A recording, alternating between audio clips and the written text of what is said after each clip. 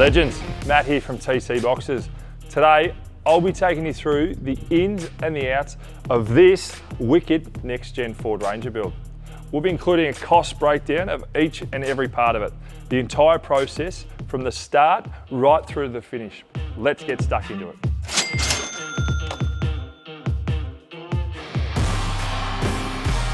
How you going? So we just picked up Matt's car to do its build, so let's just jump into it, huh? We'll just get her into the hoist now. So now we've got it on the hoist, I'll start taking the tub off. And normally I start from the fuel filler and work my way around.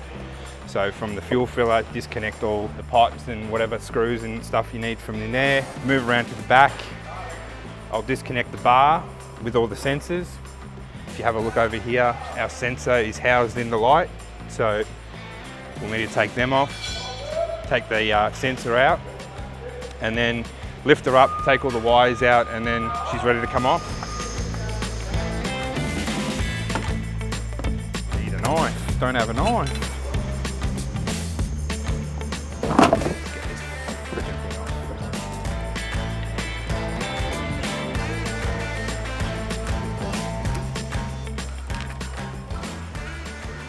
That's our camera. This is part of our 360 camera, so it's just the rear one. So we've taken it out of the badge, as you can see the little hole in there, and yeah, we'll put it into one of our prints now on our own tray. We do all our in-house printing, so from our camera brackets to our BSM blind spot monitors, and so it's all done in-house.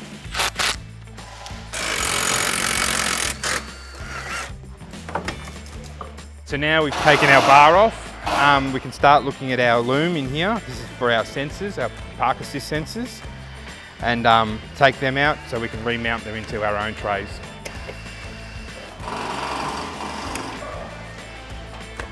That's one of our park assists. So that's one of the sensors that picks up the wall that you're about to back into. They're always handy to have.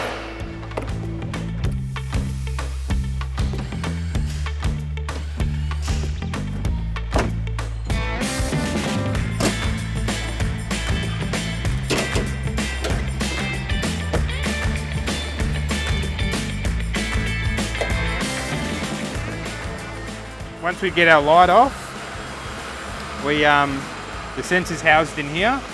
So we take the 4 screws out, and then we cut the wire in there, and then we rewire it up to our patch loom. That's that. All right, mate, go straight up. That's it, mate. Beautiful. Thanks, mate.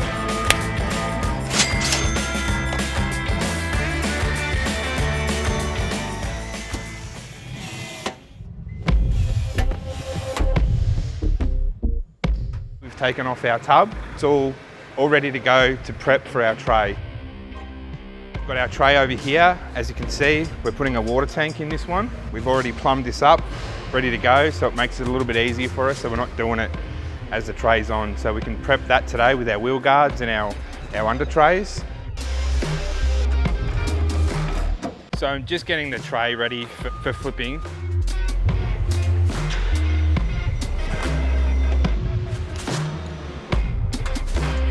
Locked and loaded. So now that the tray's on, we can get it aligned right so it's square and the correct space off the cab. And then we can mount our feet on the middle and the rear, and then she's ready for our canopy. I'm just cutting my feet to correct length, so the back and the middle are slightly different in size, so just to make it so it's level with the car, we'll bang them on.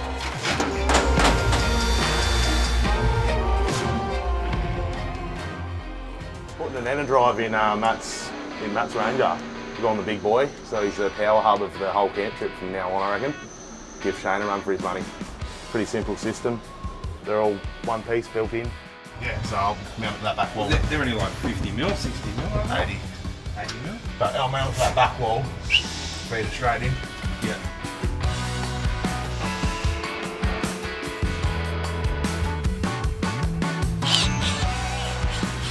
but usually about hour and a half, 2 hours. Sort of by the time you mount it, drill all your holes, run the wiring through the car or underneath the car.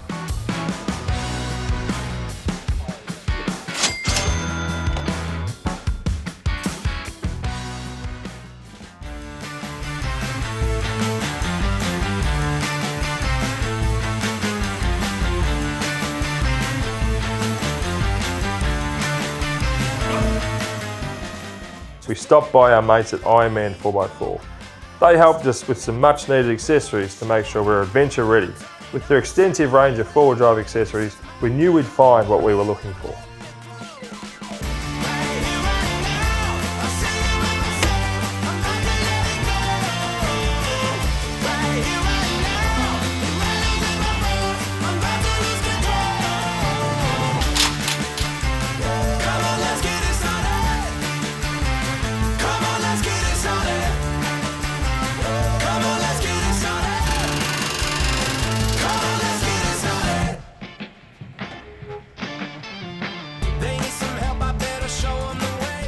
Yeah, wow. This build's really starting to take shape. Next up is fitting the canopy.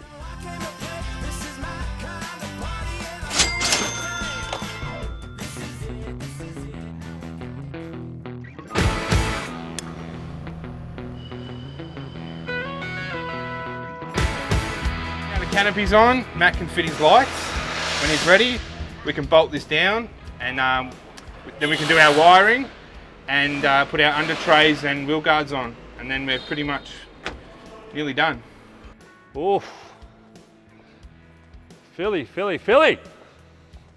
I like Matty, this, mate. How are you, mate? Good, mate, good. So, mate, this setup is starting to really come together, isn't it? So we've got the tray, we've got the canopy, we've got the colour matched doors, we've got a bit of powder coating going on. We've even colour matched your feet too. That's right. We've gone the 1800 no headboard tray and we've gone the 1650 dog section canopy. That's correct, yep. For me, it's all about getting the weight forward, so that's why I've taken out the headboard. I want to try and get the weight as much as I can over the rear axle, and I still wanted a fairly big canopy. So I've thought, you know what, best of both worlds, big tray, big canopy, but just bring that weight forward a little bit. We've put a 70-litre water tank under there for you. Yep. So again, over the axle like you wanted, so keeps that weight sort of centered over the vehicle rather than hanging over the rear axle. We've got a nice little 12-volt pump there for you as well. Yep. So an inlet and an outlet that'll run somewhere at the back of the car. So here's your nice little... Yep, so for those following along at home, the 1 metre trundle drawer. Perfect for recovery gear, wet weather, if you've got stuff you just want to throw in there. Just general sort of knick-knack storage. You know, chuck it in here, it's in there, it's out the way. It's also waterproof. So Phil, we've obviously gone through the parking sensors. They're great, they pretty much stand on every vehicle now. One thing that's just come into Rangers and has been on the Isuzus and the Mazdas for a while now is the blind spot monitors. What's our solution for them, mate? Talk me through exactly sort of how they work on this vehicle and maybe the solution we've come up with. Yeah, so we've also had to do another print for these. So we use our existing print that we use for D-Maxes, Navaras, that we've made for them. And the BTs, yep. And instead of coming up with a whole new idea, we've come up with an insert for them. So they literally just go in our old insert and then go into our bracket. So you're getting some 12-volt central locking. You'll click your button and everything will open. We've got a new support bar system. Right. So the old one was mounted or welded differently to the lid. Yep. Therefore, you could see imperfections in our sheets. Yeah, just where that weld penetrates. Yep. So now we've got a bar that's off, but we still maintain the stiffness and the strength in it. So we've got different adjustments on our doors as well. So, and that's not only just for if you're short, but also for if you're mounting a rooftop tent or an awning and you don't want your door when it's up to hit or rub against it. So you can have it a little bit lower or wherever you need it. One thing we haven't probably discussed is tray and canopy, how much?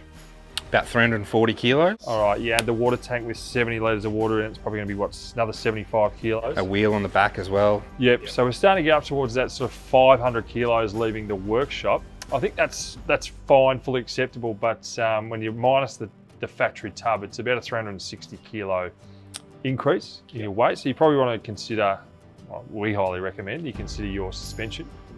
I know this rig's going in for a full Predator suspension upgrade, full GVM when that gets signed off. So we're doing all the right things, obviously, making sure that it's signed off, rigid ditch, can go anywhere, do anything. But I think that's, if you're going to get a full touring setup, you just got to. It's a no-brainer, really, isn't it? Yeah. Yeah. It's a bit safety, though. Really. That's right. End of the day, Yeah. safety. Yeah. Are you going to let me drive this one on the trip?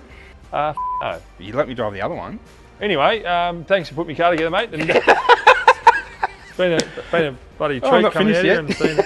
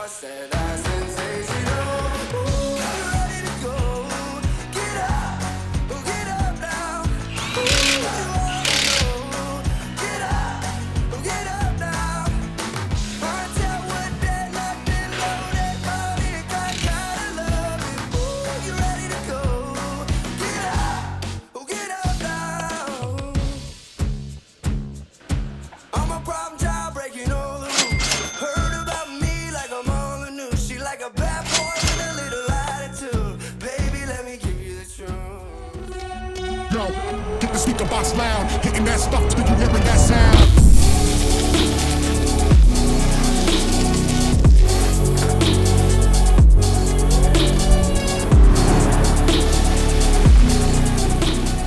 With well over 100 hours of blood, sweat and tears put into building this rig for the tough off-road conditions, it's ended up with over 400 kilos on the back.